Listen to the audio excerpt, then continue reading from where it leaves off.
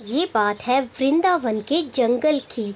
सर्दियाँ खूब कड़ाके की पड़ रही थी और कल्लू कौआ चूड़ियाँ बेचने निकल चुका था। कल्लू कौआ जो था बहुत ही मेहनती था और वह अपना व्यापार पूरी ईमानदारी से करता। वह बेचारा अनाथ था, अकेला ही काम करता और खुद को अकेले ही संभालता। वह जंगलों में चूड़ियाँ बेचता फिरता और वह अपने लिए एक जीवन साथी की भी तलाश में था कि अच्छी कवि मिल जाए तो वह उससे शादी कर ले, मगर अनाथ होने के कारण बेचारे के लिए कोई रिश्ता ही ना आता और वह तो जंगलों में अलग अलग तरीके की रंग बिरंगी चूड़ियाँ बेचता फिरता। बेचारे का जीवन जैसे तैसे कट ही रहा था। अपनी मेहनत से पूरा कारोबार कल्लू ने खुद ही संभाल रखा था। वह अपनी चूड़ियाँ लेकर एक जंगल में बैठ जाता है और अपनी चूड़ियों को लगाना शुरू कर देता है। देखते ही देखते ग्राहक भी आने लग जाते हैं और वह देखता है कि दूर से चिड़ियाएँ उड़कर आ रही हैं। चूड़ियाँ ले लो चूड़ियाँ, रंग बिरंगी चूड़ियाँ, नीली पीली हरी। तभी दो पक्षी उड़कर आ रहे होते हैं और उससे चूड़ियों के दाम पूछते हैं। अरे कल्लू भाई, ये चूड़ियाँ कैसे दिए हरी वाली? बहुत ही सुंदर लग रही हैं। ये चूड़ियाँ हैं 400 रुपये की, कुल 400 रुपये की। नीली लो, हरी लो, काली लो, सफ़ेद लो, सबके एक दाम है। और सर्दी की वजह से मैंने डिस्काउंट भी रख रखा है हर चूड़ी पर। क्या कहा, 400 रुपये की? ये तो बहुत महंगी है।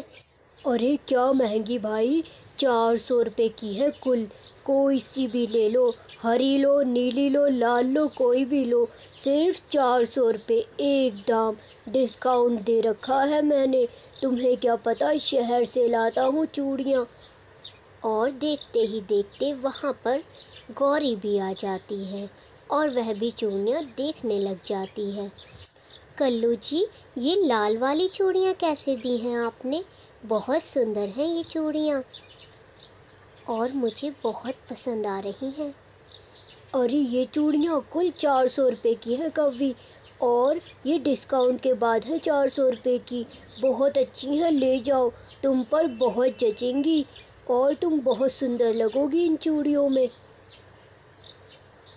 कवि सोचो मत एक बार भी, सीधा पसंद करो और लेकर जाओ। और कवि तो देख रही होती है मगर उसके पास पैसे ही नहीं होते हैं तो वो कहाँ से लेती, और 400 रुपये तो बहुत ज़्यादा होते हैं। वह बस लाल चूड़ियों को देखती रह जाती है और उसे बहुत ही पसंद आती हैं, मगर 400 रुपये वह कहाँ से करती।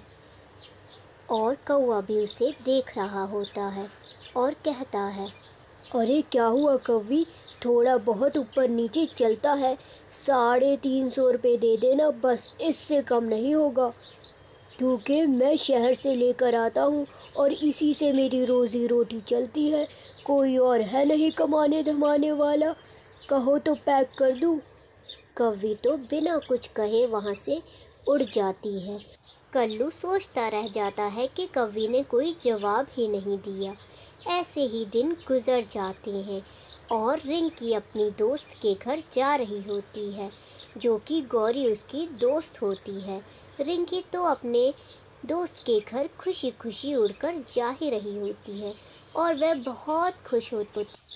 गौरी मेरी दोस्त, मैं तुम्हें अपनी शादी में इनवाइट करने आई हूँ। मेरी शादी 2 दिन के अंदर अंदर हो रही है, क्योंकि मेरी लव मैरिज जो हो रही है, दूसरे जंगल का चिड़ा है, बहुत अच्छा है वो। अच्छा, क्या बात, ये तो बहुत अच्छी बात है, मुबारक हो तुम्हें, और तुम्हारे दूल्हा को भी मैं ज़रूर आऊँगी तुम्हारे लिए। मगर कवि, मेरी बात तो सुनो, तुम्हें मेरे साथ शॉपिंग पर जाना होगा और मुझे रंग बिरंगी चूड़ियाँ भी खरीदनी है, बहुत सारी शॉपिंग करनी है, और तुम मेरे साथ चलोगी? अरे क्यों नहीं, तुम मेरी बेस्ट फ्रेंड जो हो, तुम्हारे साथ तो मैं परलोक में भी चलूँगी। चलो मेरे साथ, कल्लू जी के घर ही चलते हैं। बहुत अच्छी चूड़ियाँ देते हैं वह। मगर इस टाइम तो उनकी दुकान बंद होगी, हमें उनके घर ही चल देना चाहिए, क्योंकि शादी के सिर्फ 2 दिन बचे हैं और मैं नहीं चाहती कि मैं कोई भी चूड़ियाँ मिस कर दूँ। मुझे बहुत सारी किस्म की चूड़ियाँ लेनी है। चाहो तो तुम भी ले लेना मेरी दोस्त, क्या ही फिक्र करी तुमने। और बताओ गौरी, तुम्हें कोई पसंद आया कि नहीं, या फिर तुम अभी तक ही सिंगल हो, तुम्हें भी अब शादी कर लेनी चाहिए। रिंकी, तुम कह तो सही रही हो, मगर हम अनाथों के लिए कौन रिश्ता ढूंढे और कौन शादी करे हम लोगों से।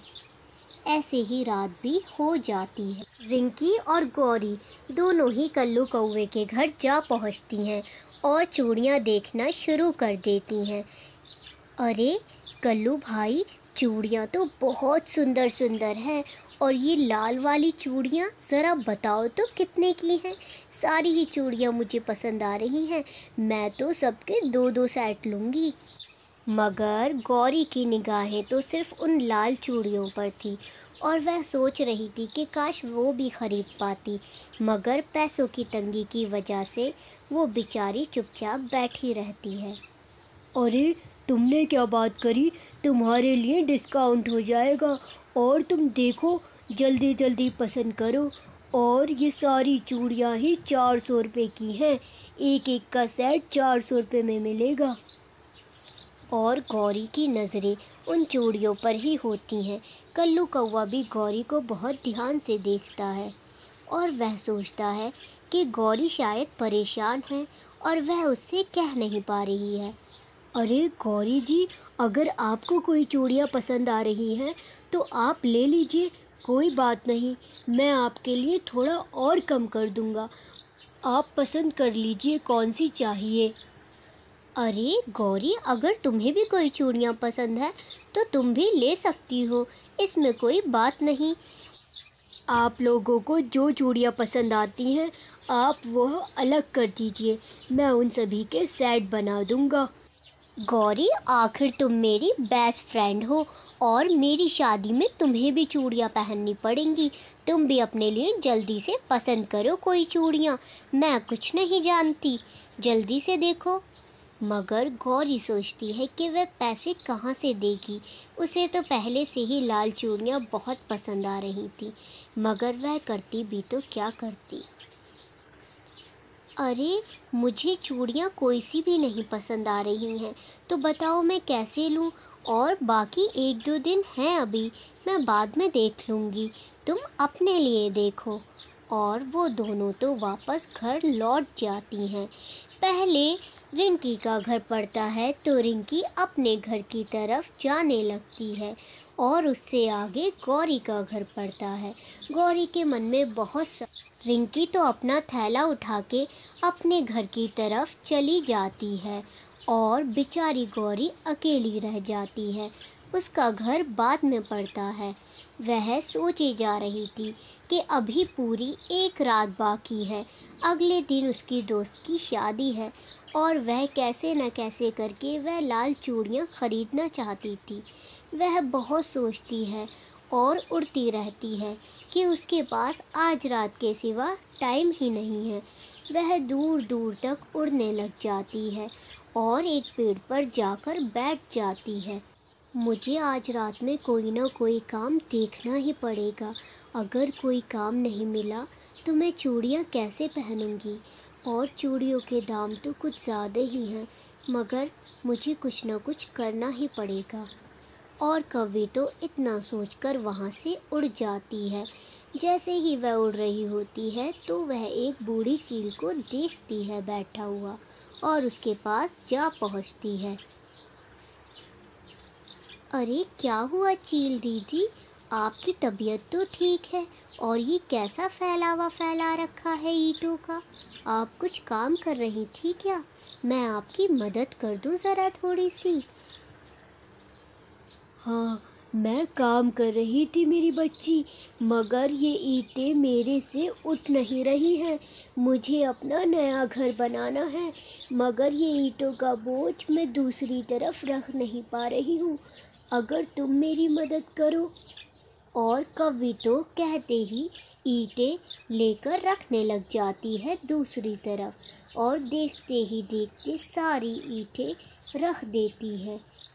बहुत बहुत शुक्रिया बेटी, तुमने मेरी मदद करी। और ये लो अपने काम के 200 रुपये। ये तुम्हारी मेहनत की कमाई है और इसे अच्छे से खर्च करना। और कौवी तो आज बहुत खुश थी।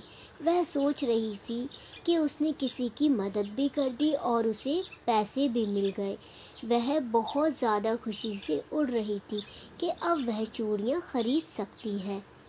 कल्लू जी, अगर आप मुझे 200 रुपये में ये लाल वाली चूड़ियाँ दे दें तो आपकी बहुत कृपा होगी, क्योंकि मैं 200 रुपये से ज़्यादा नहीं कर पाई और कल मेरी दोस्त की शादी है। कौवी, मैं तुमसे बहुत समय से एक बात कहना चाहता था। मैं आपसे शादी करना चाहता हूँ। शादी के बाद सारी ही चूड़ियाँ आपकी हैं। आप जौन सी भी लेना चाहें ले सकते। कालू जी, मैं भी एक अनाथ कौवी हूँ। मेरा भी आगे पीछे कोई नहीं है। ये तो मेरे लिए सौभाग्य की बात होगी कि आप मेरे पति बनेंगे। आप जैसा मेहनती इंसान जिसको मिल जाए उसकी किस्मत ही बन जाए। कहानी अच्छी लगी हो तो हमारे चैनल को सब्सक्राइब, लाइक करना ना भूलें।